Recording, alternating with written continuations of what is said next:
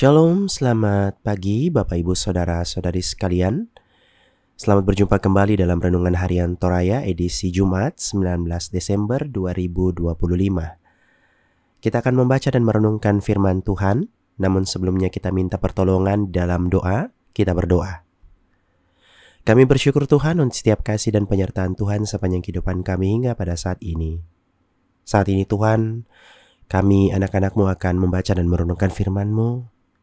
Kuasai kami dan kuat kuasa Roh Kudus-Mu, sehingga apa yang kami boleh baca dan renungkan dapat tertanam baik dalam hati dan pikiran kami, sehingga kami boleh berlakukan dalam kehidupan kami. Bersabdalah ya Tuhan, kami siap mendengar. Ampuni segala dosa dan kelemahan kami. Dalam nama Tuhan Yesus kami sudah berdoa. Haleluya. Amin. Pembacaan kita dari Galatia 4 ayat 1-7. Tak ada lagi perhambaan.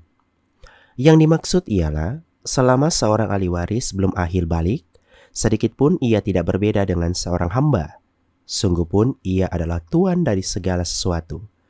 Tetapi ia berada di bawah perwalian dan pengawasan sampai pada saat yang telah ditentukan oleh Bapaknya.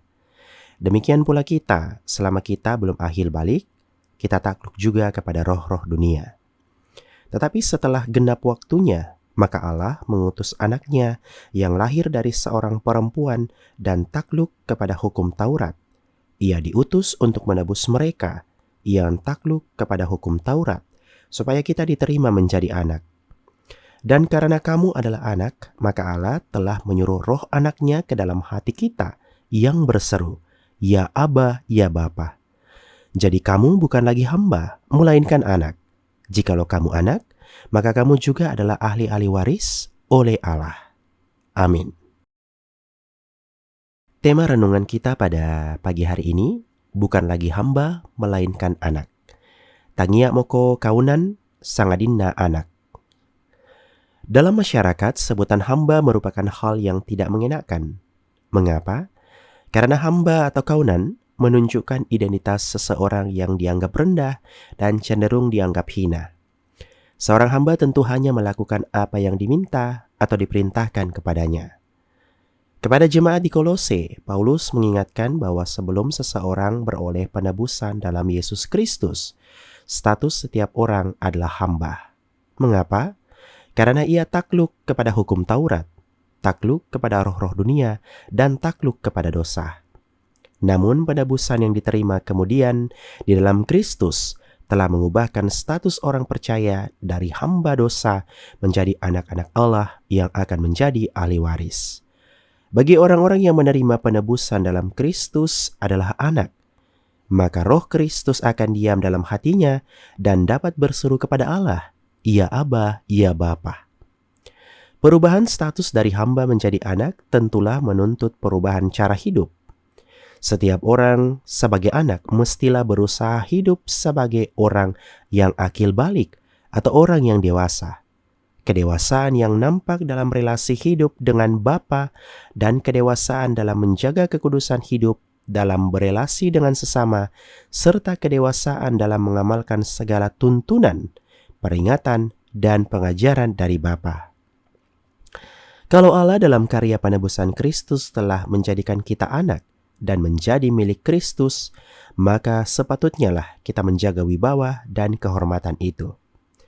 Cara menjaga wibawa dan kehormatan itu adalah dengan tidak membiarkan pikiran, hati, dan tingkah laku kita tertawan dengan ragam ajaran yang tidak benar ataupun tertawan lagi oleh kuasa dosa, melainkan hidup yang menghasilkan buah-buah roh pada Galatia 6 ayat 22-23.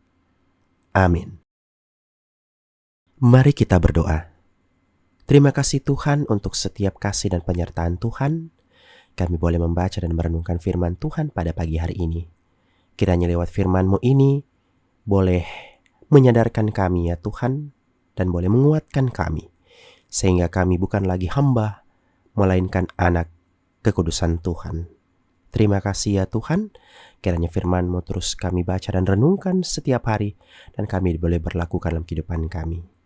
Kami berdoa Tuhan buat jemaat Tuhan dalam segala bentuk keberadaan mereka, kiranya boleh beraktivitas pada hari ini dengan baik, terkhusus Pada hari ini kami boleh merayakan sukacita Natal bersama dengan Jemaat Baji Marumpa. Berkati segala bentuk persiapan Tuhan, dan apapun yang boleh terjadi pada hari ini, boleh terjadi sesuai dengan kehendak Tuhan, dan sukacita Natal boleh kami rasakan, dan nama Tuhanlah yang senantiasa dipuji dan dipermuliakan. Berkati pula ya Tuhan perayaan-perayaan Natal yang boleh dirayakan dimanapun berada. Tuhan boleh hadir, Tuhan boleh memberkati setiap perayaan-perayaan Natal itu, sehingga sukacita pun boleh dirasakan di sana, dan nama Tuhanlah yang senantiasa dipuji dan dipermuliakan. Terima kasih ya Tuhan, ampuni segala dosa dan kelemahan kami. Ini doa dan ungkapan syukur kami yang kami bawa dalam anak-Mu Tuhan kami Yesus Kristus. Itulah Tuhan dan Juru Selamat kami yang hidup. Kami sudah berdoa dan bermohon hanya kepada Bapa dalam kerajaan sorga. Haleluya. Amin. Demikianlah renungan harian kita pada pagi hari ini. Selamat pagi, selamat beraktivitas. Tuhan Yesus memberkati.